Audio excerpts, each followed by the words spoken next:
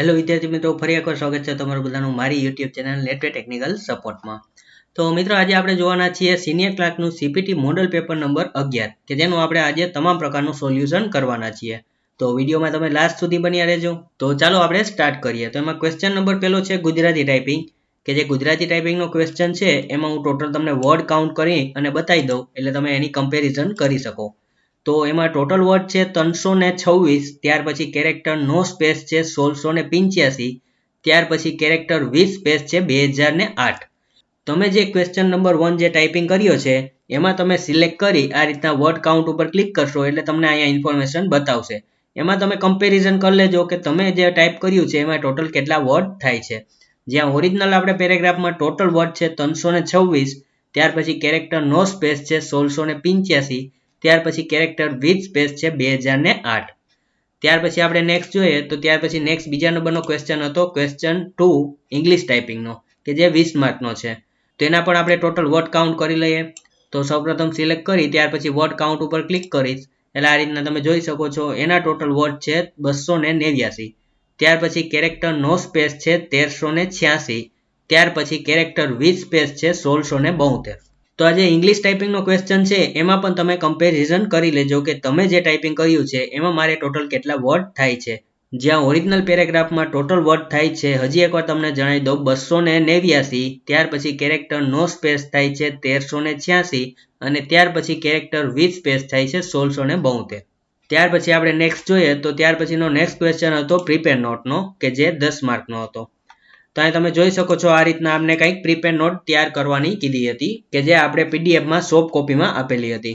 તો અહીં તમે જોઈ શકો છો સાવ સિમ્પલ એક એવી પ્રિપેર નોટ છે અને જેના ક્વેશ્ચન નીચે બતાવ્યા છે. જે ક્વેશ્ચનમાં કીધું છે, આપણે પહેલા ક્વેશ્ચનમાં કીધું છે ઉપર દર્શાવ્યા મુજબ ટેન્ડર નોટિસ ટેબલની મદદથી તૈયાર કરો.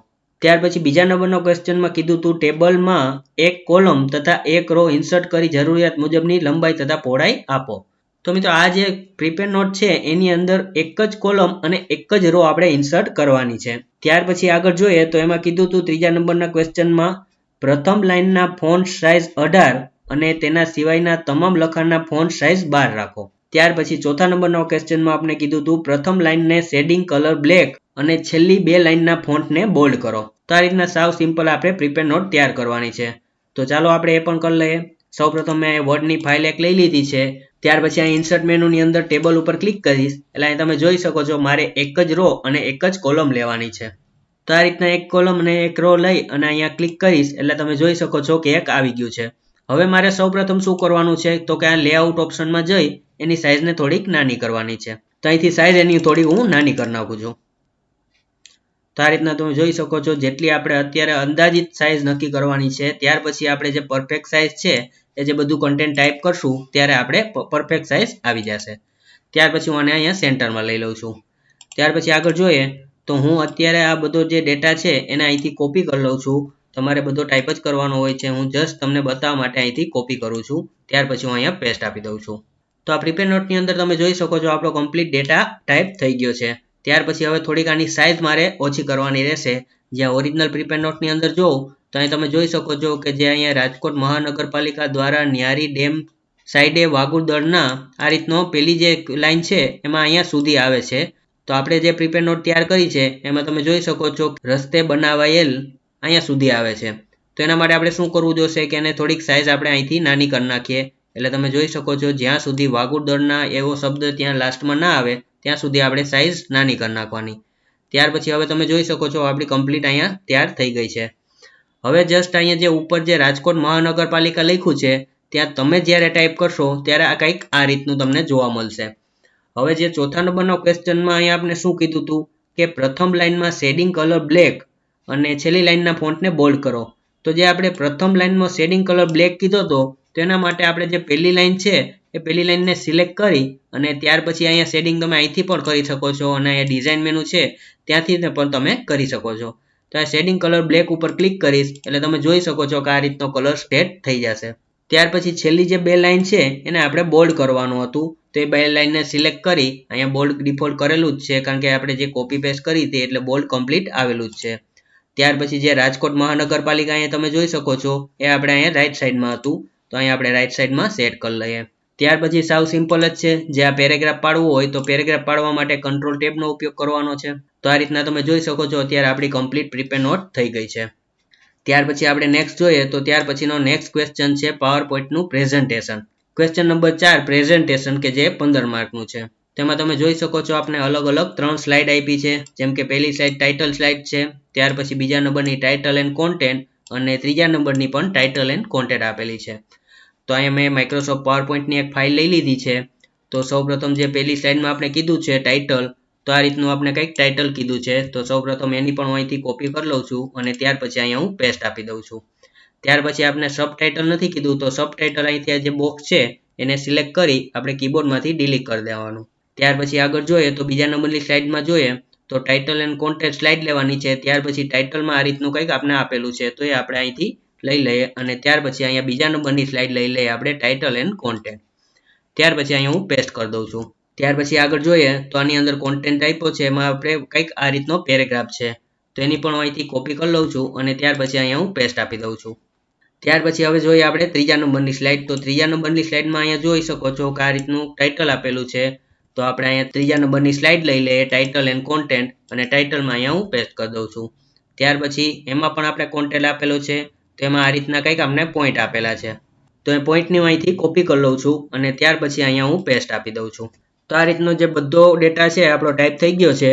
ત્યાર પછી હવે આપણે અહીંથી એક ડિઝાઇન એની સેટ કરી નાખીએ.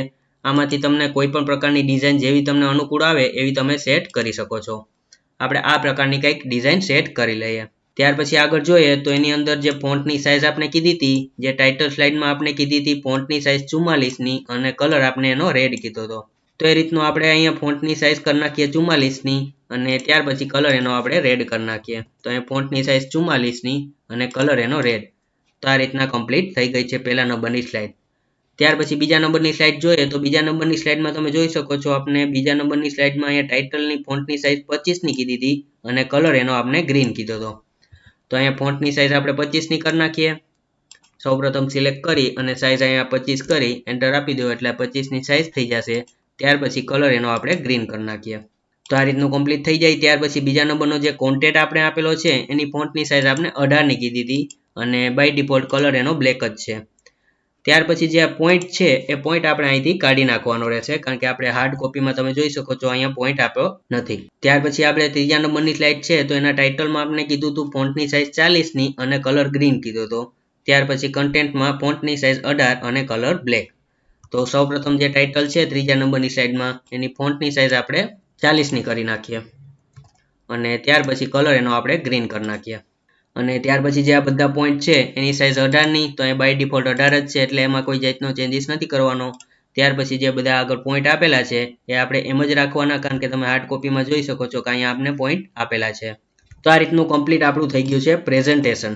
ત્યાર પછી આપણે ક્વેશ્ચન જોઈએ તો ત્યાર પછીનો ક્વેશ્ચન હતો સ્પ્રેડશીટ કે જેના 15 માર્ક છે.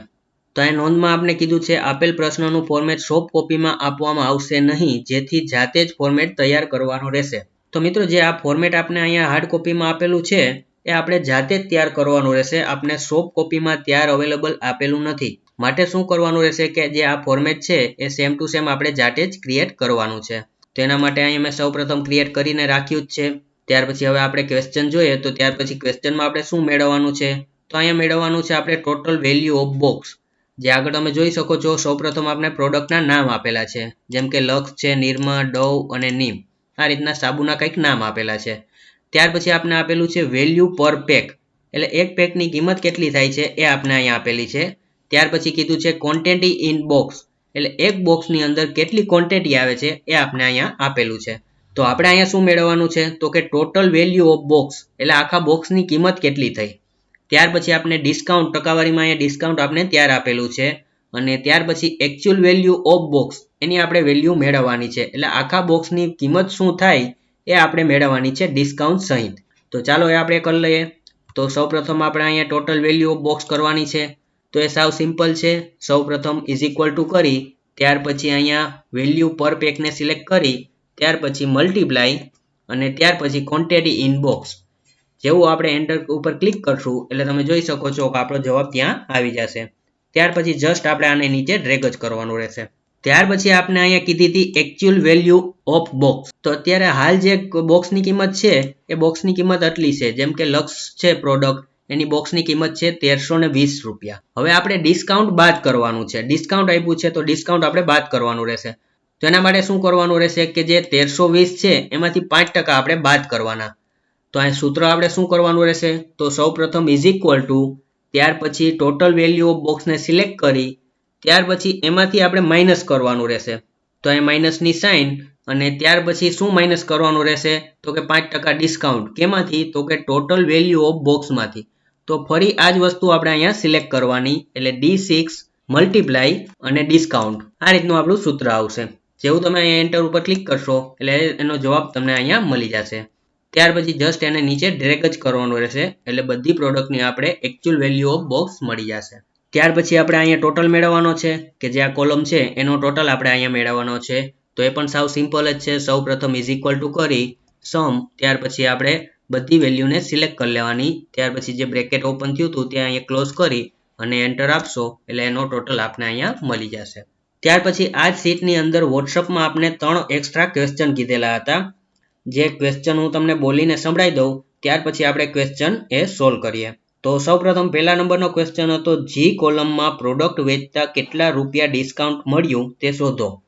જી કોલમ એટલે તમે જોઈ શકો છો અહીંયા મેં ક્વેશ્ચન માર્ક કર્યા છે. તો અહીંયા આપણે શું શોધવાનું છે, તો જે પ્રોડક્ટ છે એ વેચતા કેટલા રૂપિયા ડિસ્કાઉન્ટ મળ્યું તે શોધો.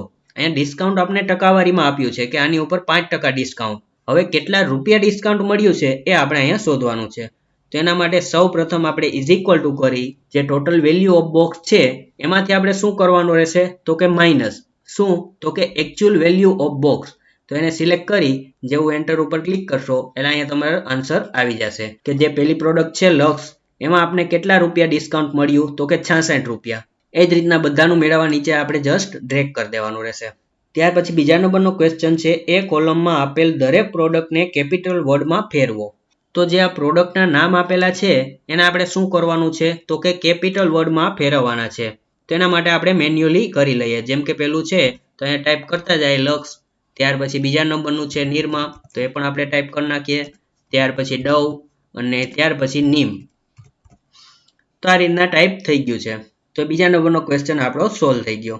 ત્યાર પછી ત્રીજા નંબરનો ક્વેશ્ચન આપણે કીધો તો D11 સેલમાં ટોટલ વેલ્યુ ઓફ બોક્સની એવરેજની સંખ્યા મેળવો. D11, તો અહીં તમે જોઈ શકો છો મેં ક્વેશ્ચન માર્ક કર્યો છે.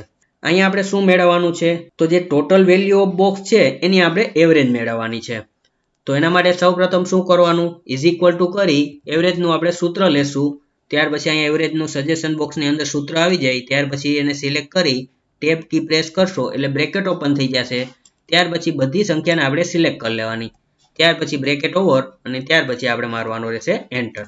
એટલે આ રીતનો અહીંયા જવાબ એનો આવી જશે. તો આ રીતના અહીંયા કમ્પ્લીટ સોલ્વ થઈ ગયો છે આપણે 5મા નંબરનો ક્વેશ્ચન સ્પ્રેડશીટનો. ત્યાર પછી આગળ જોઈએ તો ત્યાર પછી 6ઠ્ઠા નંબરનો ક્વેશ્ચન હતો ઈમેલનો. તો ઈમેલમાં અહીંયા આપણે ઈમેલ આઈડી આપ્યા છે 2NCCમાં, ત્યાર પછી સબ્જેક્ટ આપેલો છે, અને ત્યાર પછી પેરેગ્રાફ આપેલો છે. તો જે પેરેગ્રાફ છે એના હું ટોટલ તમને વર્ડ કાઉન્ટ કરીને બતાવી દઉં છું. એમાં ટોટલ વર્ડ છે 76, ત્યાર પછી કેરેક્ટર નો સ્પેસ છે 375, અને ત્યાર પછી કેરેક્ટર વિથ સ્પેસ છે 450. તો આ રીતના કમ્પ્લીટ આપણું અહીંયા પેપર નંબર 11 જે છે એનું કમ્પ્લીટ સોલ્યુશન પૂરું થાય છે. તો બસ આજના વિડીયોમાં એટલું જ. નેક્સ્ટ વિડીયોમાં આપણે ફરી મળીશું. અને હજી સુધી જો તમે મારી ચેનલને સબસ્ક્રાઇબ નથી કરી તો એકવાર જરૂરથી સબસ્ક્રાઇબ કરી લો. બાજુમાં આપેલ બેલ આઇકન ઉપર ક્લિક કરજો, જેનાથી મારા આવનારા વિડીયોની નોટિફિકેશન તમને મળી આવે. અને વિડીયો જો પસંદ આવ્યો હોય તો વિડીયોને લાઇક કરજો અને તમારા મિત્રો સાથે શેર કરજો.